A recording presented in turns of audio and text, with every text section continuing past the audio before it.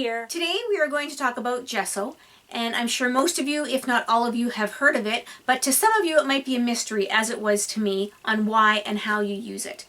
Now, there are different types of gesso, there are different colors of gesso. You can even color your plain gesso. This is the gesso I am using. It is from Liquitex, and I just bought a smaller container because I wasn't sure how much I would use it if I really wanted to do the art journaling, so I just bought a smaller container of it. And another thing I picked up, because I have some really good paintbrushes that I use for painting, and I didn't want to use it with the gesso. I didn't want to use it, even though it is water-based, and I didn't want to use it with my glues and that. So I just picked up these, oop-a-daisy. I just picked up these really cheap paintbrushes at the dollar store. I got this whole package for under $3. The bristles are nice, actually, and I prepped some pages and they went on nice and smooth. So I would suggest cheap paintbrushes, because then you can throw them away after a while and you don't have to worry about ruining your good ones. And actually, this gesso I purchased quite a while ago, and I was a little worried that it might have dried out because I had never used it. So when I opened it up, it had a very thin little film on it, like you get sometimes with your acrylic paints. I just peeled it off, give it a good shake, and it was good to go. So I was really happy that this stuff lasts quite a while. Now, do we need to use gesso on our pages? No, we don't. But some of the reasons why we do use a gesso on our pages is to give our pages a base coat. Think of a primer when you're painting your walls. It will give your paper or your canvas a base coat, so your other colors will sit on top of the primer, or sit on top of, the gesso, and not seep through the pages. So you don't have to use as much paint to cover your surface. Another thing it will do, acting as, again, my theory of a primer, is I used, I thought I brought another one down. Oh, here, I have some here. So one of the surfaces I prepped was a recipe card, because I'm going to be using this journal here. I just want to show you. This is my journal I'm going to be using for practicing. And these pages are quite thick. So I prepped this page. I'm going to give it a closer up. I prepped this page here, and then this page here I left blank. This page here I prepped. You can't really tell on camera. I'll try a different view when I actually work on the pages. But another thing I was trying to get at was, here is a recipe card. And I prepped this recipe card because, like I said, these pages in this book are really thick. So I wasn't sure of the comparison. I'm going to do a page with gesso and my inks and markers, and one without, to see the difference.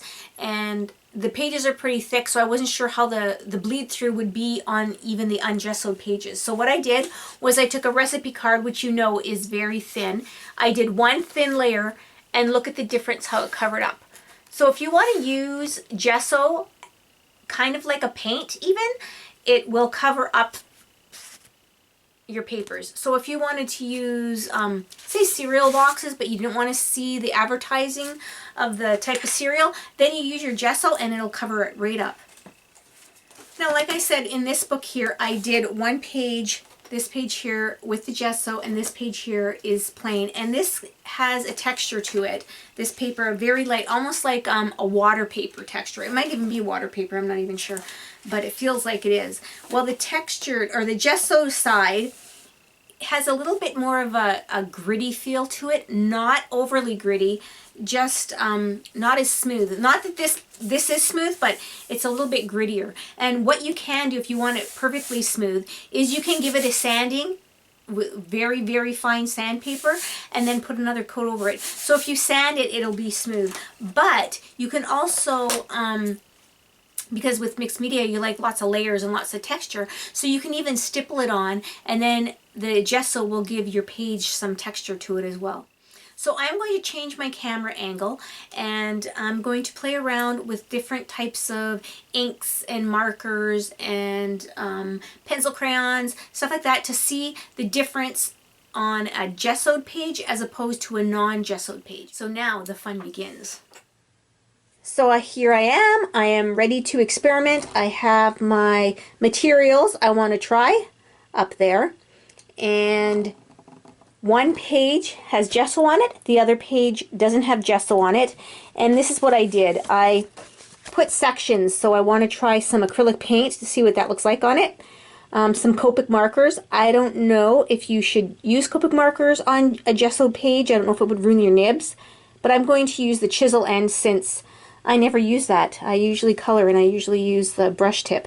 I'm going to try some distress markers, some Sharpies, delusional spray, or delusions. I always call it delusional. Delusion spray, Adirondack ink or alcohol ink, pencils with Gamsol, my colored pencils, and gelatos.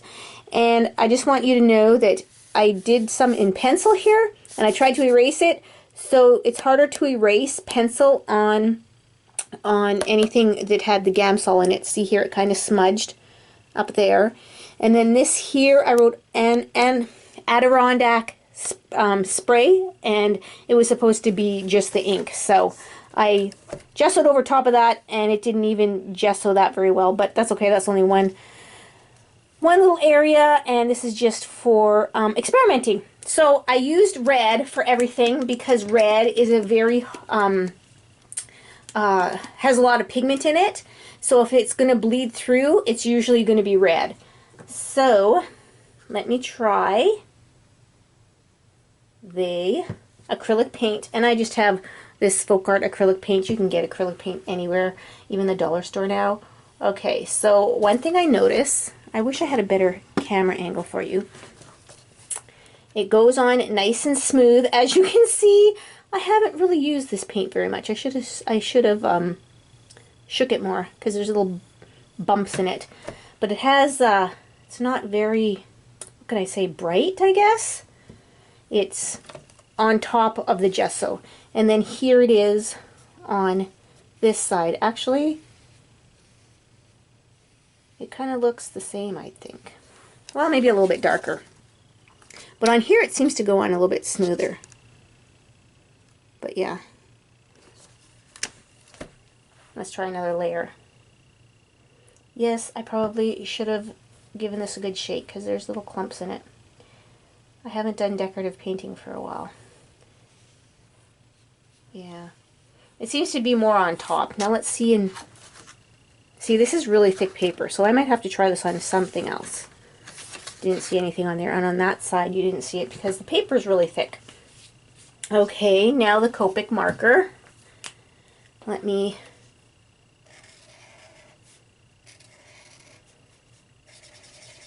Oh, I'm such an artist, aren't I? Look at this heart. It's just gorgeous. Oh my goodness. You can actually see all the strokes in there.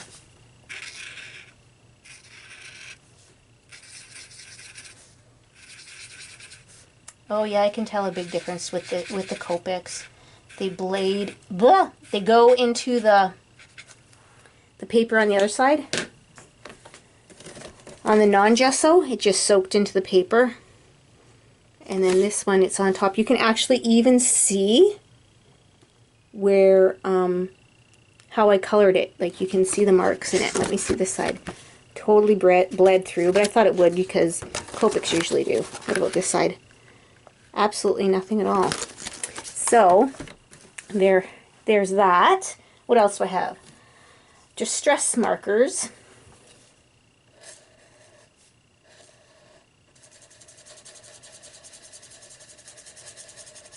Do you think I like hearts or what? Not that I can draw them.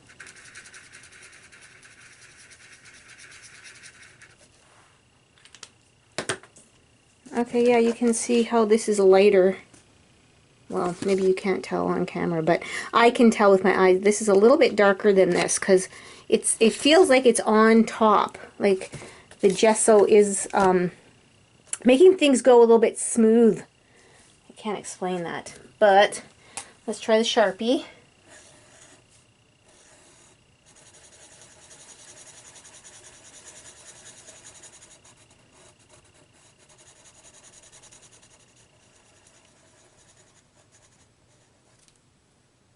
Okay, you can see exactly where the lines are there.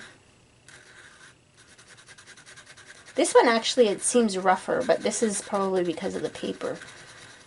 Because I had said before that this type of paper seems rough, so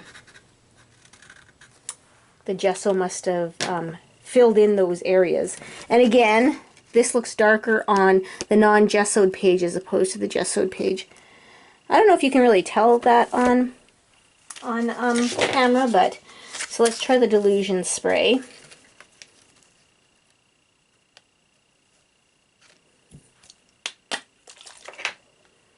And we'll just, okay, I'm going to come out here with red fingers. Ooh, I like that color. Can you tell red's my favorite color? But anyway, we'll try this side here.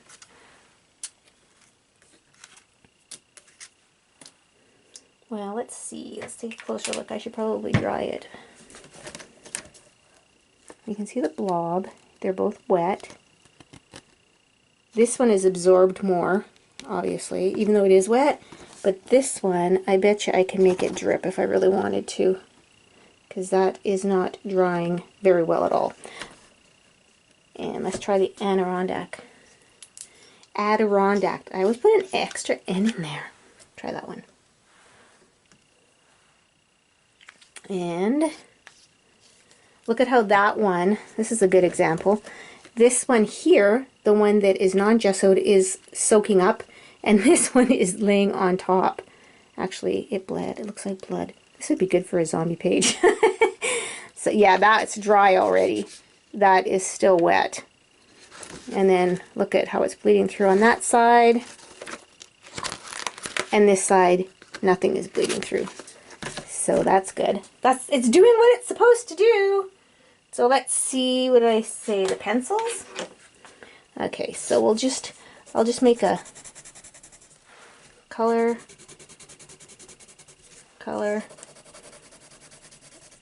Actually, it's brighter on the non-gessoed side. It's a lot brighter. So let me try. Oh, my Gamsol's upstairs. You know what? I'll just take my container here. Yep, I spilled it. Oh well. Let's see how this is smoothing out nicely. But it usually does with Gamsol anyway.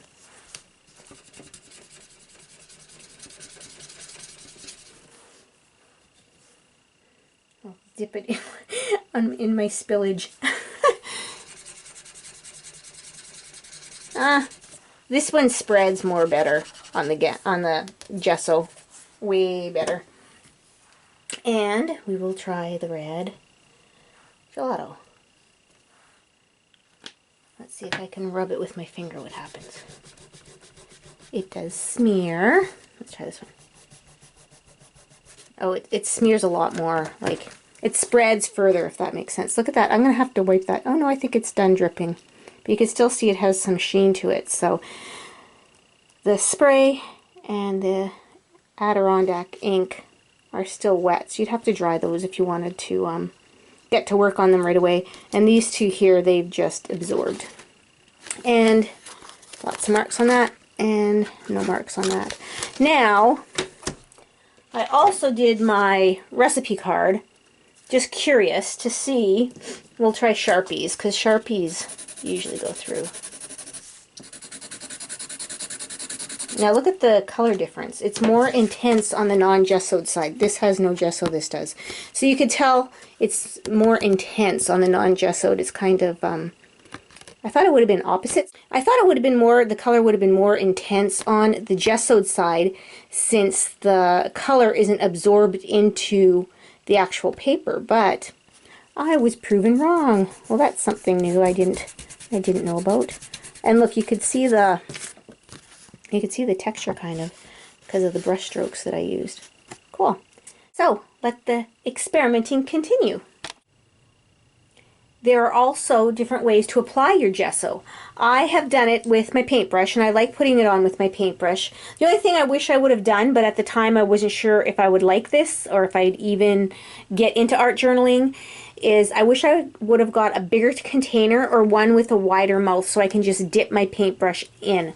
I do it with this, but as you can see, it's pretty tiny, so I have to make sure I get my paintbrush in there perfectly. Another way you can add them is or add your gesso is with these palette knives. These I just picked up at the dollar store, but you can get them from art supply store as well. And another way is just with a old credit card, or this is a hotel key card, or you get some of these kind of things in the mail. Just save them, and lots of people like to add this because you can add different texture. So I will share with you. This is my method so far. Like, I've really done it that long. I've only done a couple pages. So anyway, I just put it on and then I leave and let it dry. And actually, honestly, I'm surprised. It doesn't take that long to dry. And like I said, this is water-based, so you can easily wash up your paintbrushes. And then I've seen people add it with this, which gives it a nice smooth. It smooths it out really nice too. But I'm assuming if you have a bigger area, you're going to have more marks. And you know what? Some people don't want it on smooth. Some people don't. They want it on with some texture. And the last one, well, I guess I'm going to have to pour it on the actual credit card. Let's see what kind of a mess I can make. And then they just smear it. See, look at smear it on. Actually, that's really smooth too. But then again, you can make any little marks you want. Well, that's kind of cool. You can make your own texture. This is, I know you can get thicker gesso, and you can also get, I think, clear and black gesso. But I'm going to try and mix my own color and see what that looks like. So I just mixed up a little of that acrylic paint that I had, and I mixed up with the gesso. And, oh, what a pretty color. Let's see here how that dries and how that looks. Mind you, you're going to be adding, on your art journals and that, you're going to be adding your own colors. So this might be never to be used again. But it's always fun to play and experiment. So we'll see how that goes when that dries. But yeah, some of these are already drying already.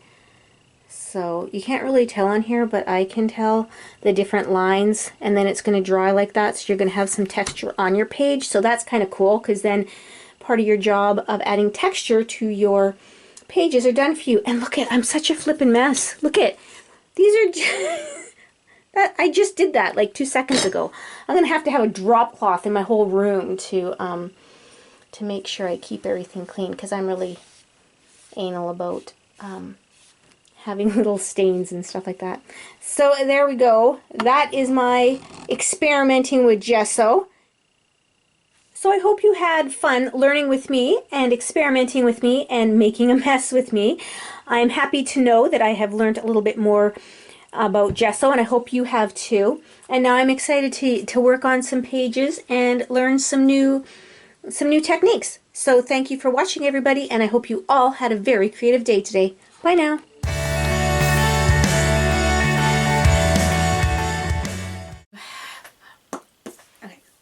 And I forget what I was going to say. You will up these. Oop-a-daisy.